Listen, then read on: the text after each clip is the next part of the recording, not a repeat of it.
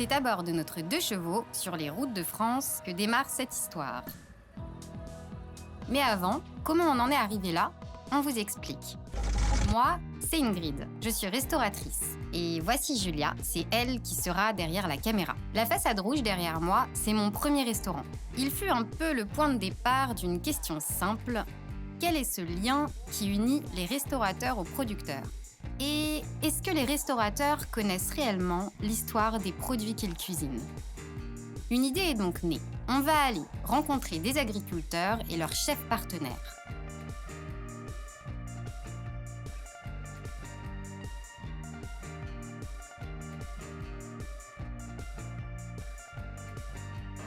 La première étape de ce voyage nous mène à la ferme de la Touche-Fleurie, en Maine-et-Loire, à la rencontre d'Anne-Laure Jolivet, agricultrice qui va nous présenter sa ferme familiale.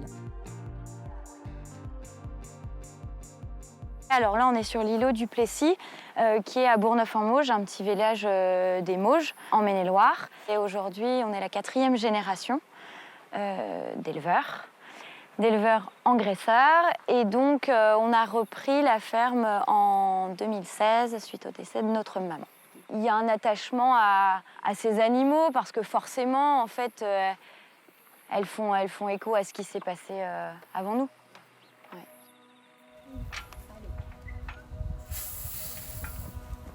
Tu prends toujours un bâton? Oui, toujours. Alors là, c'est électrifié.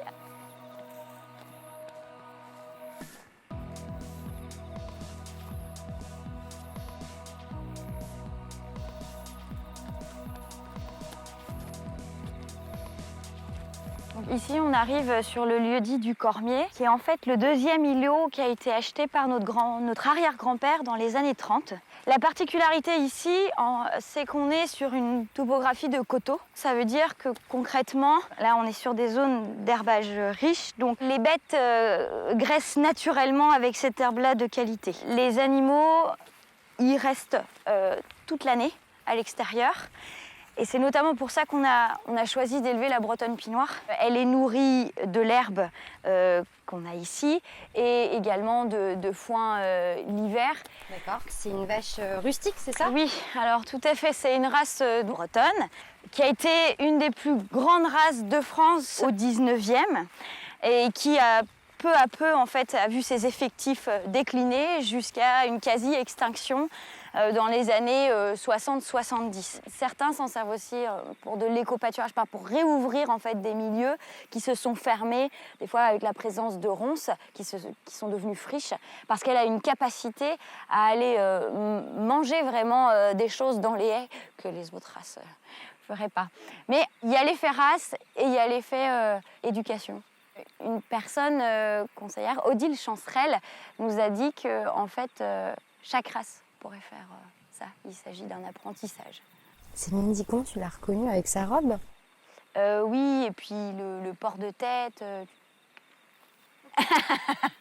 Il faut savoir que les Bretonnes ont un caractère bien trempé. Tu peux l'enregistrer, j'envoie ça à ma grand-mère. Tout est cultivé sur la ferme? Oui. C'est ça, on essaie d'être le plus autonome possible. Mon grand-père, sa profession était dite herbager. Ah oui? Ouais, et ça voulait dire, en gros, quelqu'un qui travaille avec l'herbe, qui engraisse ses animaux à l'herbe.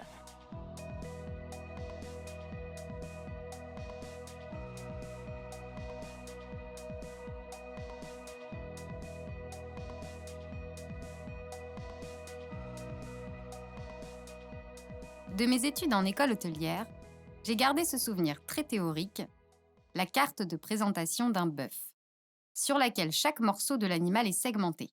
Une carte qu'il aura fallu qu'on apprenne par cœur sans jamais avoir touché la moitié d'une carcasse. On va vous présenter Nicolas Adamopoulos et sa compagne Enza. Nicolas est le restaurateur partenaire d'Anne-Laure. Ils vont nous expliquer l'importance d'une bonne connaissance de l'animal, de son alimentation et de son mode d'élevage. Sur le goût, on a le bon goût de la viande. On pourrait croire à la limite qu'il est déjà maturé dès qu'on reçoit le produit. Et puis après, c'est l'élevage, c'est tout ça qui m'intéressait aussi. C'est qu'on fait du bien à la zone où elles sont élevées. On les abîme pas, on n'abîme pas le sol. Donc on s'est rencontrés au restaurant il y a 1 an. Et puis de fil en aiguille, depuis un an, on travaille ensemble sur quelques produits différents. Et là, en août, je voulais travailler justement sur la Pinot Noir qu'Anne-Laure m'a fait découvrir. Grâce à eux, en tant que restaurateurs, on peut aussi sauvegarder une race. Et on peut participer à la préservation de la diversité et de l'agrobiodiversité en général. Parce que si on n'avait pas ces personnes-là qui comprennent que la Pinot Noire, elle est plus rouge, elle est plus fine, elle est plus grasse, mais surtout, les carrés sont plus petits. Si eux ne comprennent pas, si eux n'arrivent pas à valoriser ça, on ne peut pas faire ce travail-là de préservation. Je trouve que c'est important maintenant, avec les explications qu'Anne-Laure nous fournit aussi, ça nous aide aussi à comprendre encore plus le produit et justement d'aller vers le client avec des mots des fois plus simples. Je lui explique d'où ça vient, c'est-à-dire à côté, ça vient pas de l'autre bout de la France, on a cherché le plus localement possible, parce que c'est pas 400 vaches dans un enclos, elles ont de la place comme on peut le voir. Et ce dont Nicolas est en train de nous parler, c'est ce qu'on appelle le sourcing produit. C'est le bon produit par la bonne personne, entre guillemets, au bon endroit. Et moi, je rajouterais la bonne saison. Le sourcing, c'est en permanence, ça s'arrête jamais. Puis toutes les semaines, des fois, on va rencontrer quelqu'un, ça va être intéressant, on va goûter. Pour moi, c'est super important. Le sourcing, tous les grossistes le font déjà pour nous. Ils vont chercher maintenant de plus en plus, ils vont chercher le petit fabricant, le petit paysan. Mais c'est bien aussi, en tant que petit restaurateur, de prendre le temps d'aller faire le marché, d'aller voir des petits producteurs. Et c'est eux qui vont nous faire notre sourcing. C'est comme ça qu'on va rencontrer des gens, on va rencontrer ses clients, etc.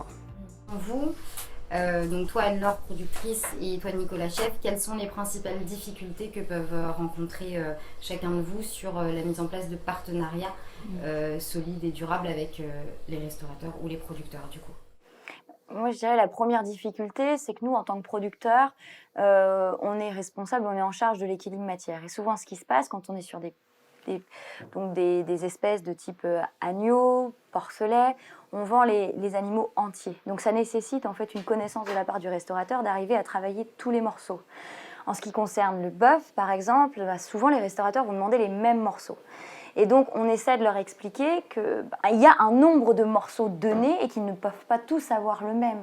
Et donc, il faut qu'on ait des gens en face de nous qui comprennent ça et qui arrivent à travailler souvent les morceaux qui sont dits les bas morceaux, qui sont peut-être ceux qui sont les moins nobles et qui nécessitent peut-être un peu plus de créativité pour eux, un peu plus de travail de la matière. Alors, comment est-ce que tu organises tes changements de cartes, tes menus? Pendant on discute avec Anne-Laure, elle me propose, comme elle dit, un produit. Moi, je réfléchis que des fois c'est 1 mois à l'avance, des fois c'est 2 mois à l'avance, en fonction de la saisonnalité des produits. Donc c'est à nous, en tant que chef cuisinier, de savoir travailler tout de A à Z. Si on prend un demi-veau ou un demi-bœuf, on doit utiliser tout de A à Z. Un exemple tout simple, sur un bœuf, il y a une queue de bœuf. Si vous faites 60 queues de bœuf au restaurant, c'est 60 bœufs. C'est pas un seul. Donc ça veut dire qu'on a abattu 60 bœufs pour avoir juste une semaine de carte au restaurant. Qu'est-ce qu'on a fait du reste? Ça, personne ne peut le savoir. Et non, mais il y a plus. Je pense que le client, quand il vient chez toi, il a confiance. Oui. Il te suit. Donc, je dirais, le gros du travail, c'est le restaurateur, en fait, qui doit le faire. Quand je propose une viande à Nicolas, souvent, je vais la proposer plusieurs jours à l'avance en lui demandant de réserver certains morceaux pour que moi, derrière, j'arrive à faire l'équilibre matière. Donc, il faut que ce soit des gens qui soient totalement sensibilisés à ces questions-là, à ces soucis-là, puisqu'ils ne peuvent pas être livrés du jour au lendemain. Il faut bien savoir que nous, l'animal, la viande qu'ils reçoivent est issue d'un animal qui a été abattu pour eux. Et donc ça change tout. Toi, je pense, ta génération, et peut-être celle qui vous ont précédé, qui a ouvert le chemin, qui est capable de faire ce travail-là, qui le fait.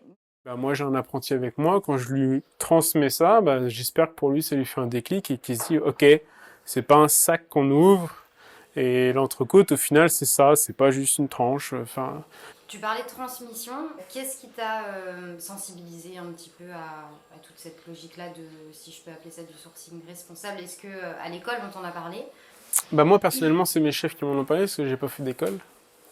Donc, j'ai appris tout sur le tas. Donc, mes chefs m'ont donné l'école de la vie, tout à fait. Et c'est David Toutain qui m'a donné le numéro d'Anne-Laure quand je suis arrivé ici à Angers.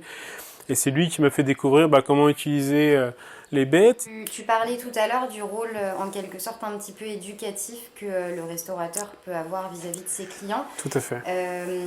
Est-ce que donc Enza, qui est ta conjointe et qui travaille également au restaurant Oui. en salle, tu pourrais nous en parler un petit peu de ça, de la façon dont tu communiques un petit peu le travail de Nicolas à tes clients? Bonjour. Oui, bien sûr. On ressent qu'il y a une énorme demande de la part de nos convives, c'est de savoir d'où vient le produit, de savoir ce qu'ils mangent, ce qu'ils ont dans l'assiette, comment ça a été élevé. Donc c'est important pour moi justement d'être au courant de ça et transmettre l'origine du produit. Nous, on a une totale transparence avec qui on travaille. Fabien, il est à ce marché-là, le mercredi, le samedi. Si vous voulez aller le voir, vous allez le voir. Notre fromager, c'est pareil. Il est à ce marché-là, il fait ça comme ci, comme ça. Anne-Laure, elle habite ici. On lui donne pas non plus son numéro de téléphone. Mais voilà. Il faut savoir qu'Anne-Laure, je suis dans la région, je suis le seul qui travaille avec elle. Je trouve ça aberrant. Je trouve ça que tous les restaurateurs devraient travailler avec des producteurs locaux, surtout sur de la viande. Enfin, c'est super simple. Mais voilà, il faut en parler le plus possible pour que ces gens-là, tout le monde prenne conscience, que ce soit le client et que ce soit le restaurateur. Mais au-delà de ça, c'est pas juste une question d'apposer un nom à côté d'un produit, parce que ça aussi, on le voit de plus en plus, en fait. Le joli marketing où, en fait, on personnifie un produit et derrière, il y a quoi? Il n'y a pas grand-chose. Ou il n'y a pas ce que les gens pensent qu'il devrait y avoir. Et c'est là où leur démarche va plus loin, c'est que ils viennent ici, tout simplement. Et puis on discute et on échange et on leur présente le système. Et je pense qu'ils le comprennent et après, ils seront à même finalement de partager les valeurs que nous, on a. Et c'est vraiment aller au-delà. Aujourd'hui, il faut échanger de nouveau entre producteurs, restaurateurs et clients. Au final, l'objectif principal, logique mais oublié, c'est bien d'adapter sa cuisine à son écosystème. Prochaine étape, la Vendée. Et nous voilà repartis à la rencontre de nouveaux acteurs de notre alimentation.